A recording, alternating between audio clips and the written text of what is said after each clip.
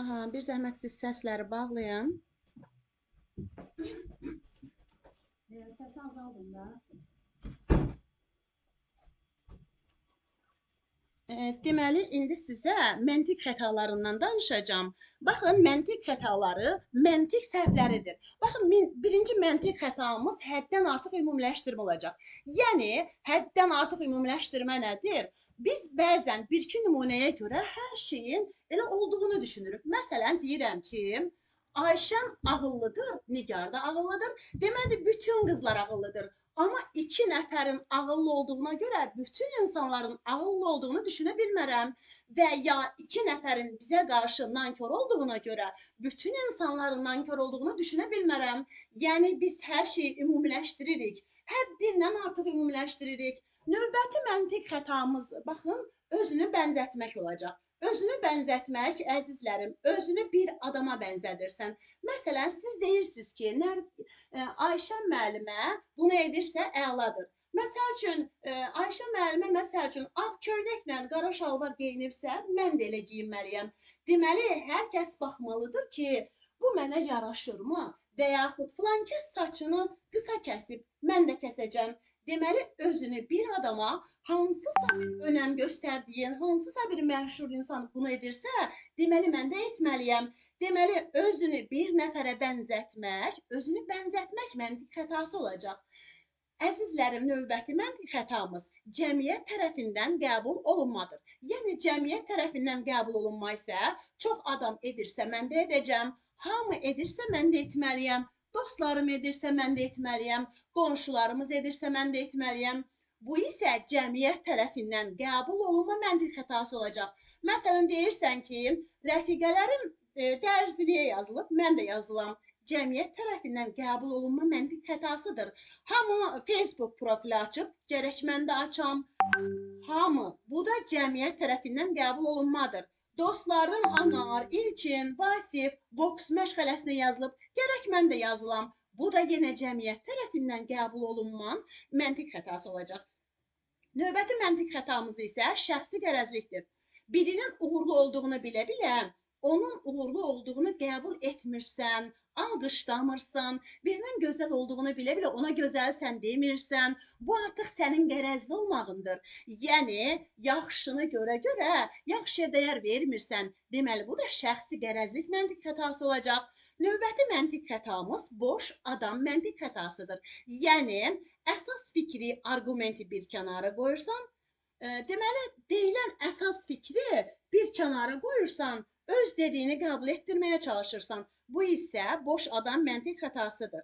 Yəni, məsələn, tutaq ki, hər hansı bir tədbirdir, orada sizə deyirlər ki, gələn qonaqları belə qarşılayın, bu cür qarşılayın. Kimsə yandan deyir ki, əşi, bu da özünü müdünə yaxşı göstərmək istəyir də. Güya ki, bu xeyirxah adamdır, güya onu çox istəyəndir. Yəni, boş adamdır. Yəni, əslində, əsas arqument fikir bu deyil.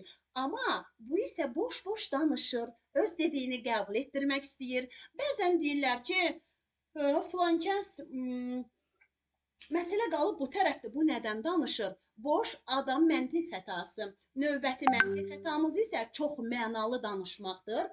Çox mənalı danışana həm də söz oyunu da deyirlər. Yəni, məsələn, birini hər hansı bir məsələni deyirsən, o gedir onu insanlara yayır və sonra da deyir ki, mən belə demək istəmirdim. Mən dediyim insanlar belə anladılar. Yəni, bilmirsən də o necə demək istəyir və yaxud sənə bir söz deyəndə onun bu sözünün nə anlamda dediyini başa düşmürsən. Deməli, baxın, Məşədi İbad demiş, mən tarixi nadiri deyir, mən yarısını oxumuşam, sən nə demək istədiyini anlamıram. Bu da məhz çox mənalı danışmaqdır. Dediyin sözün bir neçə mənada anlaşılması, başa düşülməsi. Əzizlərim, növbəti təfəkkür tənqidi təfəkkürdür. Tənqidi təfəkkür tənqid etmək deyil, hadisələrə tənqidi nöqteyi nəzərdən yanaşmaq, hadisələri mühakimə etməkdir. Orada əhəmiyyət nədir, fayda nədir, ziyan nədir, bunu analiz etməkdir. Baxın, deməli, növbəti bu sonuncu çərçivə sənədində bir SWOT üsulu əlavə olub, yeni üsuldur. Orada elə bir tənqidi nöqteyi nəzərdən yanaşılıb ki, elə o tənqidi təfəkkürü inkişaf etdirən üsuldur. Çünki elə o üsuldan kitablarda bir məlumat verilməyib, yəni hələ məlumat çıxmayıb, amma ümumiyyətlə SWOT nədir? Baxın, bir məktəbin SWOT analizi var. Məsəl üçün hər məktəbin direktoru öz məktəbin SWOT analizini aparmalıdır. Bu məktəbin yüksək tərəfləri, məktəbin zəif tərəfləri, məktəbin əlində olan imkanları və hədəfləridir. Yəni bu SWOT-dur. Çünki baxın, bu özünə insan tənqidi nöqteyindən nəzərindən yanaşır, qiymətləndirir də, məni nəyi düz elədim, nəyi səhv elədim, mənim əlimdə olan imkan nədir, mən nə edə bilərəm hal-hazırda. Məsələn, məktəbin fəaliyyət planı, bir də var məktəbin inkişaf planı. Mən gələcək 5 ildə məktəbimi necə görmək istəyirəm. Buna görə də insan həyatda özünə tənqidi yanaşmalıdır. Yəni mən nəyi bilirəm, nəyi bilmirəm, amma əlimdə olan imkanlar nədir, mən nə edə bilərəm və gələcək hədəflərim nədir? Yəni insan özünə tənqidi yanaşanda həqiqətən də o özündəki zəif və güclü tərəfləri görə bilir. Ona görə də hadisələri qiymətləndirmək, hadisələri dəyərləndirmək, deməli, münasibət bildirmək. Məsələn, sənin münasibətin başqa ola bilər, mənim münasibətim başqa ola bilər. Bir toya getmişik, orada ola bilsin ki, o torda mən razı qalaram. Deyirəm, musiqinin səslənməsi gözəl idi, gəlin bəyin geyimi gözəl idi, amma sən bəyənmirsən. Deyirsən ki, bunun harası yaxşıdır. Heç gəlimin geyimini bir gözəllik görmürəm. Yəni o sənə görə belədir. Yenə də deyirəm, yəni sən ona yenə də deyirəm, bir məcnunun gözü ilə bax. Yəni hadisənin əhəmiyyətini bilmək, bizim həyatımızdakı rolunu bilmək, faydasını bilmək, hadisəni dəyərləndirmək, qiymətləndirmək, qaliblə haqlını ayırmağı bacarmaq, sonra sona qədər fikrini sübut edirsən. Baxın, biri deyir ki, bu belədir, sən də bir deyir ağdır, sən deyirsən qaradır. Yaxşı, adıma deyərlər, qaradır, niyə qaradır? Sübut elə. Ağdır, niyə ağdır? Bunu da sübut elə. Deməli, sona qədər fikrini sübut etməyi bacarmaq, sona qədər fikrini sübut etməyi bacarmaq məhz tənqidi təfəkkürdür. Hadisəni qiymətləndirmək, dəyərləndirmək tənqidi yanaşmadır. Və tənqidi təfəkkürdə həm də düşündüyünü deyil, olduğunu deməyi bacarmaqdır. Sənin düşüncən özünə sərf edə bilər. Bu o demək deyil ki, hamının düşüncəsi, məsələn, hamının düşündüyü tənqidi ola bilməz. Yəni bu demək deyil. Yəni biz hamıdan danışırıq. Ona bilər ki, tək bir insandır, onun düşündüyü tənqid ola bilər. Amma biz ümumidən danışırıq.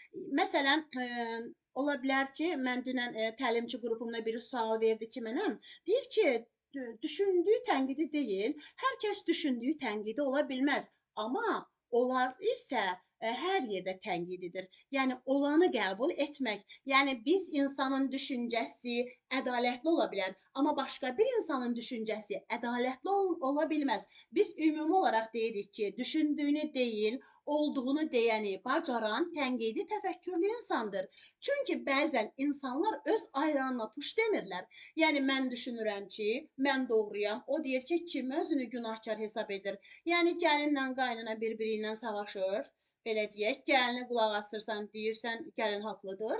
Qaynanaya qulaq asırsan, deyirsən yox, qaynana haqlıdır. Gəlin haqsız imiş. Amma əslində olan nədir? Biz ona tənqidi nöqteyi nəzərdən yanaşacağıq.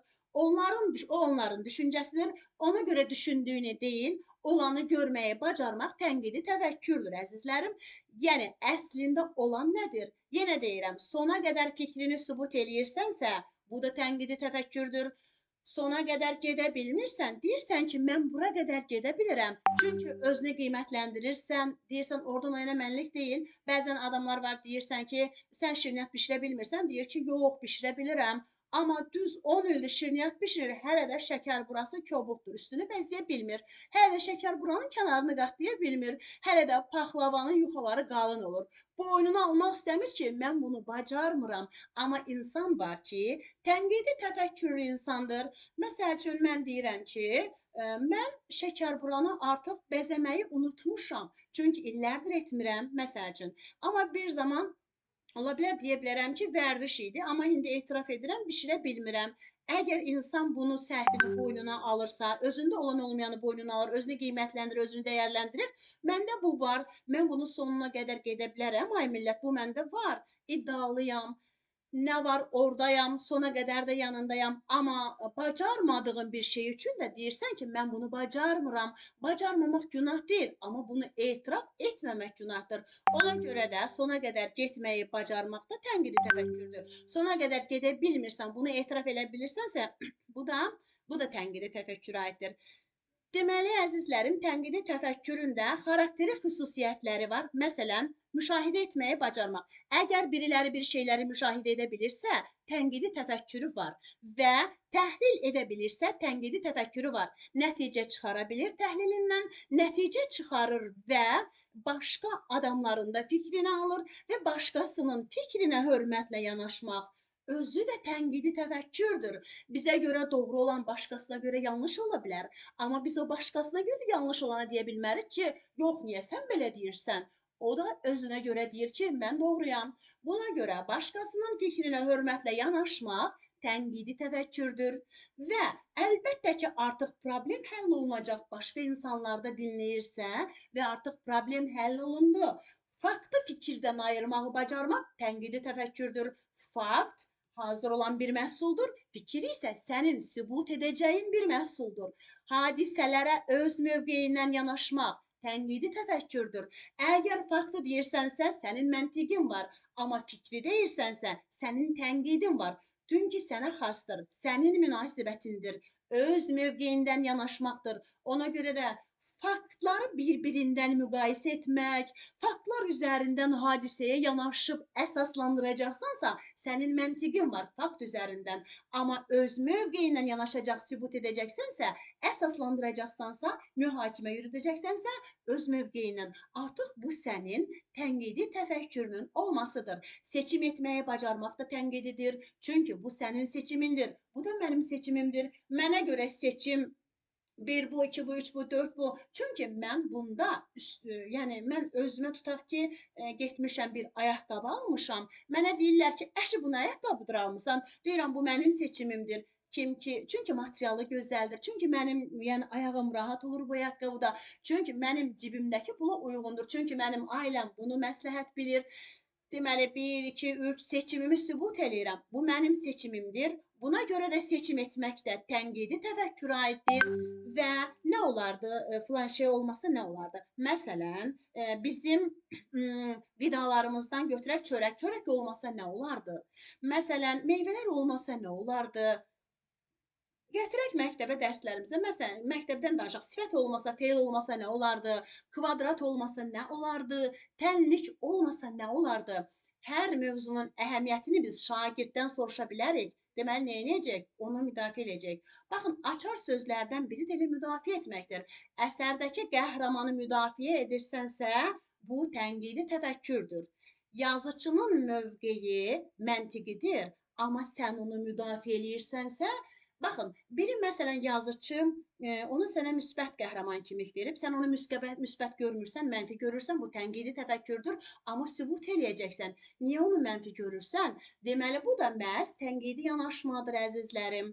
Deməli, əzizlərim, növbəti təfəkkürümüz isə yaradıcı təfəkkür idi. Yaradıcı təfəkkür orijinal bir məhsulun olması, yeni bir məhsulun ortaya qoyulması, indiyə qədər etmədiyin bir üsuldan istifadə etmək. Yəni bunları sən yaradıcılığındır.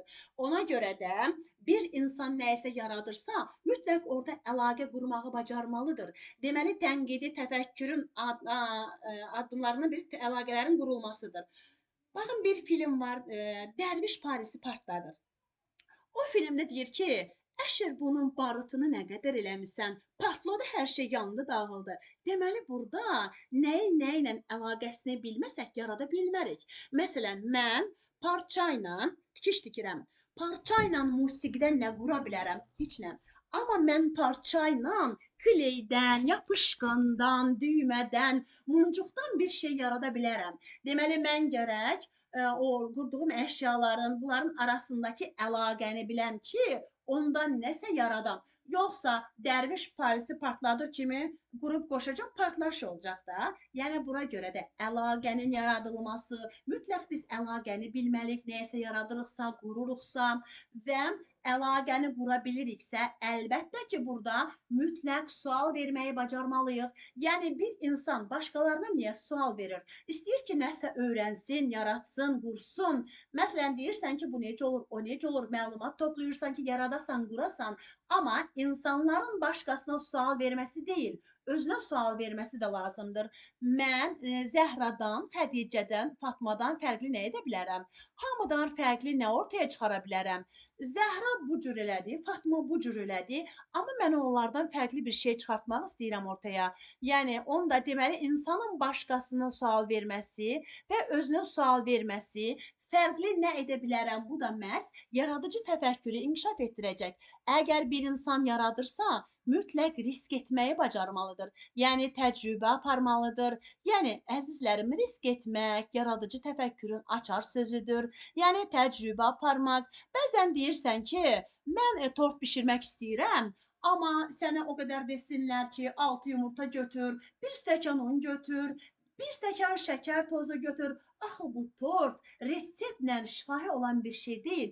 Gərək ki, bu tortu bir çalasan, edəsən, əlindən çıxardasan ki, sən biləsən də sən bunu bacarığa çevirməlisən. Bu sözlə olan bir şey deyil axı. Deməli, ona görə də təcrübədən keçirmək yaradıcı təfəkkürdür. Baxın, bu dəfə tortun çiğ olsun, qoy bu dəfə yansın. Çiğ olsun, altı yansın, üstü yansın. Yana-yana o deyiri öyrənəcəksən, yandıra-yandıra öyrənəcəksən. Deməli, bir insan yaradıcı olmaq istəyirsə, təcrübədən keçirməlidir. Yəni, risk etməyi bacarmalıdır. Amma sonunun səhv olduğunu bilsən ki, mən səhv edirəm, yana bilər, nəticəsi olmaya bilər, eybi yox. Bu dəfə səhv eləyəcəksən, səhv sənə bir dərs verəcək. Ona görə də deyirlər ki, səhvlər yoxdur, dərslər var. Etdiyin hər səhvdən bir dərs alacaqsan, səhv edəcəksən. Sonda görəcəksən ki, artıq düzəlmisən. Ona görə də etdiyimiz səhvdən bir dərs alırıq, əzizlərim.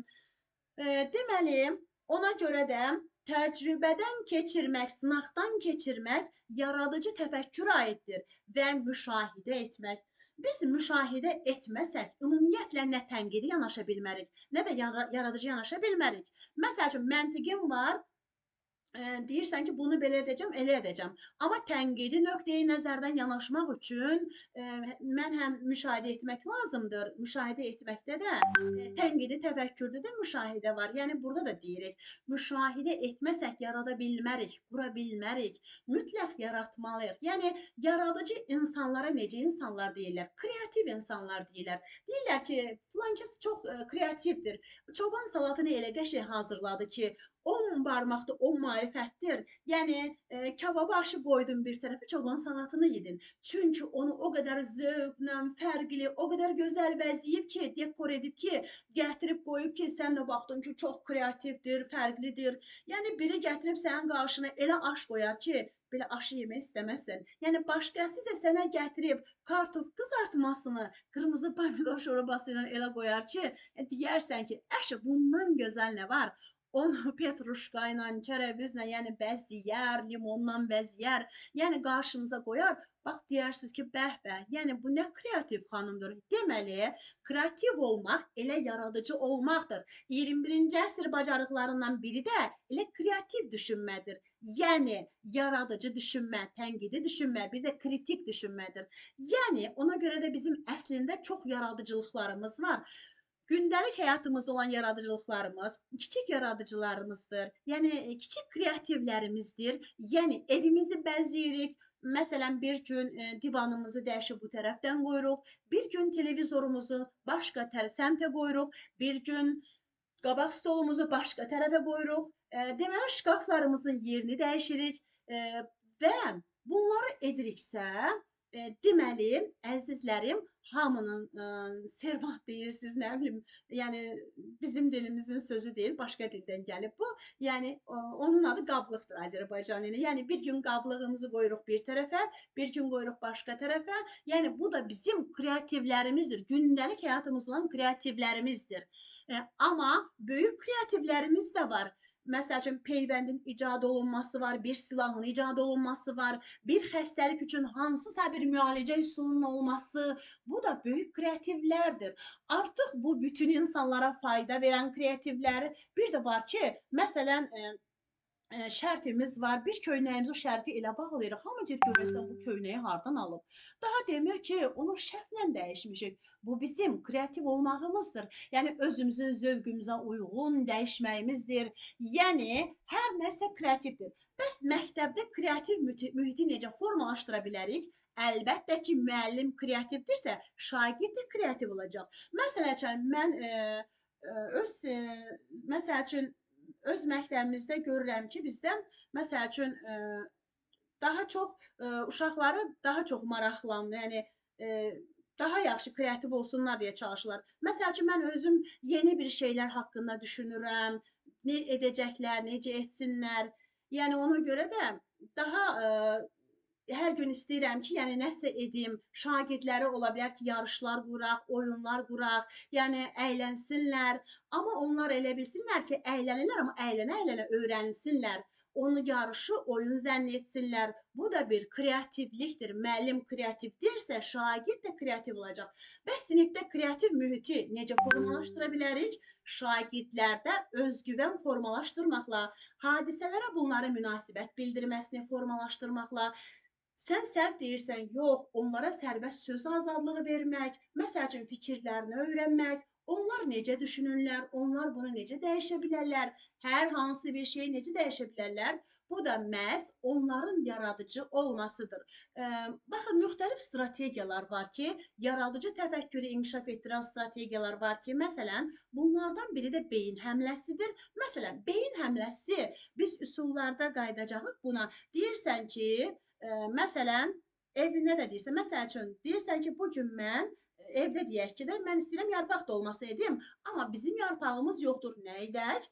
Bizdə yarpaq dolması etmək istəyirdik. Övladlarımız deyir ki, anacan, yaxında mağaza var, gedim oradan alam. Başqa bir övladımız deyir ki, anacan, qonşumuz Zərifə xanımdan alaq, o çox gözəl yarpaqlar bağlayır və biz də alandona qaytararıq. Bu da belə deyir. Amma həyat yoldaşımız da, yəni başqa bir övladımız da deyir ki, əşi gərək bugün biz yarpaq dolması yeyək, evimizdə nə varsa ondan bişirin, sabah yeyərik də, mağazaya gedəndə, şəhərə çıxanda alarıq. Mən beyin həmləsini qoydum, hər kəs cavab verdi və kimin dediyi söz ağlıma daha yaxşı yatırsa, bugün bizim işimizə, büdcəmizə daha uyğundursa, onu seçirəm. Məktəbdə də belədir. Müəllim kreativ düşüncəni formalaşdıracaq. Uşaq da bunu etmək istəyirik. Nə deyirik siz uşaqlara? Asya, Fərhad, Murad, Xədicə, Zeynəb, Nigar, Əsmər, hər kəs cavab verir. Amma kimin fikirləri bugün işimizə daha çox yarayırsa, bu üsulu seçəcəyik. Deməli, bu da nədir? Kreativ bir mühitdir. Beynə hücum edirik. Əqli hücum deyirlər buna hətta. Şagirdlərdə bunu alırıq. Və şagirdlərdə yaradıcı düşüncəni inkişaf etdirən üsullardan biri də əşyaların qeyri-adi istifadəsidir. Məsələn, mən şagirdlərə deyirəm ki, siz də deyə bilərsiniz, ay uşaqlar, deyə bilərsiniz, dəftər nə üçündür? Deyəcək ki, biri deyəcək özünü yelləmək üçün. Məsələn, əslində dəftəri deyəcək mənası nədir? Yazmaq üçün bir vasitədir. Amma mən deyəcəm ki, uşaqlar, dəftəri başqa nə məqsədlə istifadə edə bilərsiniz? Deyəcəkdir ki, istilənəndə özümüzü küləkləyirik deyə biləcəklər. Oxumayanlar deyəcək də bunu. Amma bəziləri deyəcəklər ki, nə danışırsınız? Ay müəllimə, dəftər əzilər. Biz dəftəri belə edə bilmərik. Bu onun fikridir. Yəni bitən dəftərlərimizə saxlayırıq. Başqa biri deyəcək ki, məsəl üçün birinə deyəcək, toyuqlarımız yumurtlayanda toyuqlarımızın yumurtalarını bükürük ki, harası kiməsə göndərik. Biri belə deyir, yəni biri belə deyir, lazımsız dəftərlərlə yəni haradasa pay göndərəni yumurta büküb göndərik. Yəni bunlar bu cür istifadə edirlər. Deməli bunun üçün bu da kreativdir. Yəni zamanla etmişik, amma indi baxın, əlbəttə ki, zamanla etmişik bunu, etməmişəm deyə bilmərəm.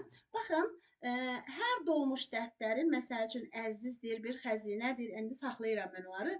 Baxın, ona görədir, bu da bir kreativdir. Uşaqlara sual verilir ki, qələm nə üçündür? Deyəcək, qələm yazı yazmaq üçün. Amma bəs ya qələmi başqa nə etmək olar? Deyəcək ki, anam broşkası qırılanda saçını qələmlə yığır. Bəzən saçını bükür, birdən görmüşəm ki, anam neçə dəfə saçını qələm vurub. Yəni bu kreativ fikirdir. Kəmər nə üçündür? Kəmər belə taxmaq üçündür. Başqa nə edərsiniz kəmərlə? Deyəcək ki, məsələn, yəni iynə vuranı sistem köçürəndə tippacları sistem köçürəndə bu zaman əgər sistem şlanqı yoxdursa kəmərlə sıxmaq olar. Yəni bir yerdə həşərat sancıbsa meşədə gəzəndə, əgər ilan zəhərinin bədənimizə yayılmasını istəmiriksə kəmərlə sıxa bilərik. Yəni həmin ilan sancan yerin ətrafına sıxıb zəhəri bədənimizə yayılması. Bu da bir kreativlikdir. Kreativlik çoxdur. Yəni başqa nə üçün istifadə edə bilərsən? Bunu deyə bilərik.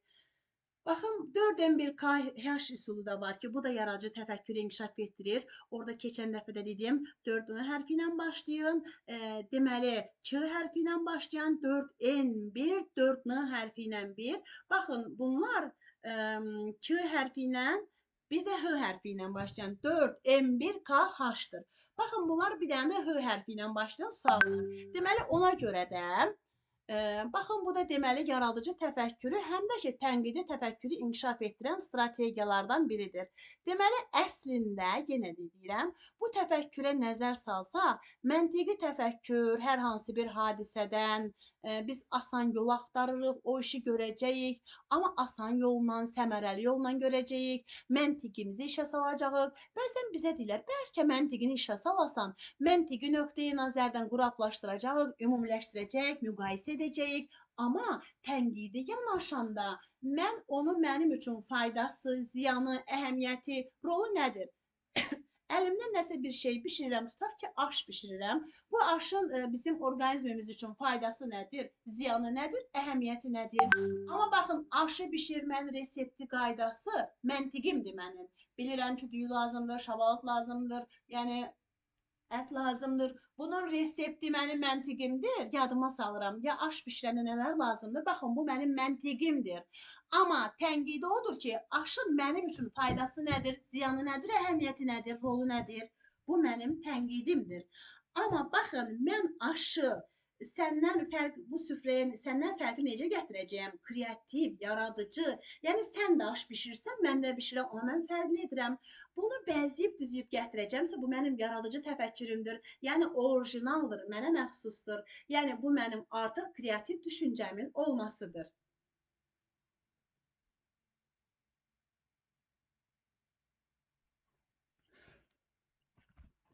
Deməli, əziz xanımlar, danışacağım bu qədər.